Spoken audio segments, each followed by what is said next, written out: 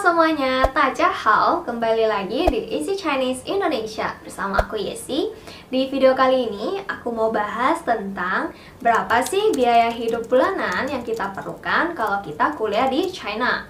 Nah, jadi kalau kita kuliah di China itu kan pakai visa pelajar. Cuma visa pelajar di China itu kita nggak boleh kerja sama sekali. Sebenarnya banyak juga sih yang kerja pakai visa pelajar. Cuma kalau ketahuan itu bisa fatal banget ya. Beasiswa kita bisa dicabut dan kita juga bakal dideportasi. Jadi waktu itu aku nggak kerja karena aku cari aman aja ya. Dan juga karena beasiswa aku tiap bulannya itu ada ngasih uang saku sih. Nah, jadi kira-kira uang saku itu cukup nggak ya kalau kita nggak kerja? Yuk simak video ini sampai akhir.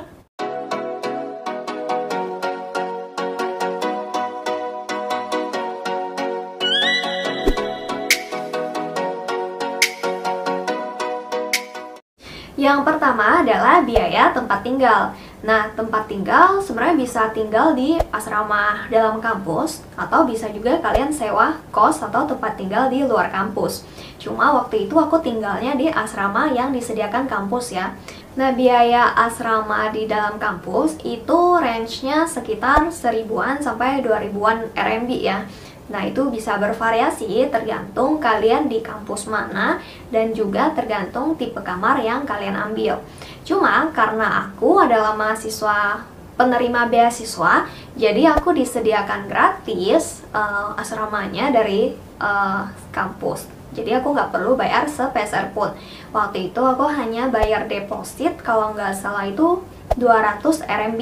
Tapi itu cuma bayarnya satu kali aja ya, pas kita pertama kali masuk ke asrama itu. Selanjutnya biaya listrik dan air.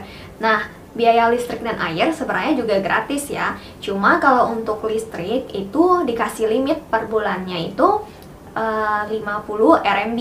Jadi kita mesti hemat-hemat juga ya pakainya, karena kalau limitnya udah habis sebelum 1 bulan, berarti kita mesti isi ulang sendiri. Untuk biaya makan, aku ngabisin sekitar 500 RMB per bulan. Nah, cuma ini bisa variasi ya, tergantung gaya hidup masing-masing. Kalau aku termasuk tipe yang cukup hemat, jadi aku lebih seringnya makan di kantin yang ada di kampus, karena pastinya lebih murah. Jadi kalau di kantin itu ada prasmanan gitu ya, jadi kita bisa pilih sayur-sayur atau lauk-lauk yang udah disiapkan. Kalau misalnya kita makannya 2 jenis lauk, 2 atau 3 jenis lauk, dan misalnya 2 jenis sayur, 1 jenis daging, itu paling cuma 6 RMB. Tapi kalau kalian ngambilnya lebih banyak yang daging atau lebih banyak jenis makanannya, itu bisa lebih mahal, sekitar 9-10 RMB. Nah, waktu itu aku sih jarang banget ya makan di luar, paling kayak seminggu sekali atau mungkin 2 minggu sekali. Dan kalau makan di luar pun itu paling murahnya mungkin start dari harga 20 RMB kalau mau makan. Tapi itu bukan makan di restoran mewah ya, cuma makan di rumah makan biasa yang di luar kampus. Nah, kalau makan yang agak mahal, misalnya kayak makan shabu-shabu, makan hoko, itu mungkin satu orangnya perlu sekitar 50 RMB satu kali makan. Selanjutnya adalah biaya transportasi. Nah, biaya transportasi di China itu murah banget ya. Jadi 1 bulan paling ngabisin sekitar 50 RMB sampai 100 RMB, tergantung kalian sering berpergian atau enggak. Nah, biaya kungjiaoche atau busway gitu ya, kalau di musim panas itu 1 kali naik harganya 2 RMB. Cuma karena waktu itu aku statusnya kan pelajar, jadi itu dapat diskon 40%.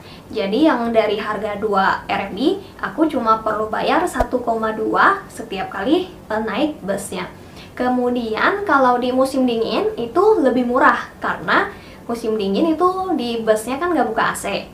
Jadi lebih hemat listrik dan biayanya juga lebih murah, yaitu cuma 1 koi. Berarti kalau di musim dingin, aku cuma perlu bayar 0,6 koi. Nah, selain kungjiaoche, transportasi yang aku gunakan adalah ditie. Nah, ditie itu agak lebih mahal sedikit dibanding kungjiaoche. Kungjiaoche itu kayak 1 kali naik, itu nggak peduli kamu jaraknya dekat atau jauh, itu harganya sama. Cuma kalau naik ditie itu harganya beda ya. Nah, kalau jaraknya dekat paling sekitar 2 RMB. Tapi kalau agak jauh palingan seharga 4-5 kuai. Nah, waktu itu aku sih lebih seringnya naik 공交车karena kayak aku ke kampus, ke gedung kuliahnya perlu naik 공交车, pulang perginya itu naik 공交车. Nah, naik titie itu kalau mau pergi jalan-jalan di dalam kota. Selanjutnya, biaya untuk membeli keperluan sehari-hari, kayak misalnya beli sabun, beli shampoo, beli rinso, dan lain-lain, itu sebulannya aku cuma ngabisin sekitar 100-150 RMB. Itu tergantung kebutuhan masing-masing dan juga penggunaan masing-masing. Selanjutnya, biaya lain-lain kayak biaya buat jajan gitu.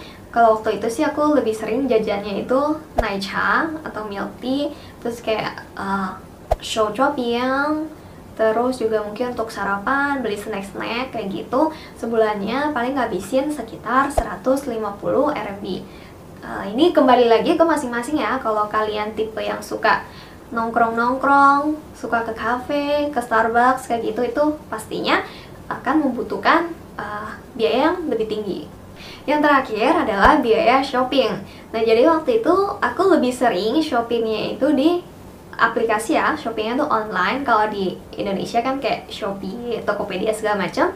Kalau di China itu aku seringnya pakai aplikasi Taobao. Jadi di Taobao itu barang-barangnya benar-benar murah-murah banget. Kayak baju bisa kurang dari 10 RMB, sepatu itu bisa 15 RMB, 20 RMB, itu benar-benar murah banget. Dan kualitasnya juga nggak yang jelek-jelek banget ya, nggak yang sekali pakai langsung rusak. Jadi aku suka banget belanja di Taobao, dan kayaknya aku hampir jarang banget atau hampir nggak pernah belanja langsung di toko karena udah pasti lebih mahal. Dan setiap bulan untuk belanja di Taobao itu budget aku sekitar 150 RMB. Jadi total biaya yang aku habiskan setiap bulannya sekitar 1000 sampai 1500 RMB. Tapi lebih seringnya sih cuma sekitaran 1000 RMB ya. Nah, beasiswa itu kan kita uang sakunya setiap bulan dikasih 3000 RMB. Dan aku hanya ngabisin 1000 RMB per bulan. Jadi aku masih bisa nabung sekitar 2000 RMB tiap bulannya. Dan itu bisa aku pakai buat jalan-jalan, buat traveling ke kota-kota lain yang ada di China. Dan juga bisa buat aku beli pesawat untuk pulang ke Indonesia tanpa harus minta ke orang tua lagi. Cuma sekali lagi, ini berdasarkan pengalaman pribadi aku, berdasarkan gaya hidup aku yang cukup hemat ya, bisa dibilang hemat. Karena aku jarang banget makan di luar, jarang banget nongkrong-nongkrong, karena aku memang tujuannya mau aku tabung untuk aku pakai untuk traveling ke kota-kota lain. Oke teman-teman, sampai di sini aja video kali ini. Semoga informasi yang aku bagikan bermanfaat bagi teman-teman yang lain. Nah, kalau ada yang masih kurang jelas yang ingin kalian tanyakan, atau teman-teman yang pernah kuliah di China, boleh juga sharing kalian ngabisin berapa di setiap bulannya. Dan langsung aja kalian tuliskan di kolom komentar. Oke teman-teman, sampai jumpa di video selanjutnya. Bye-bye!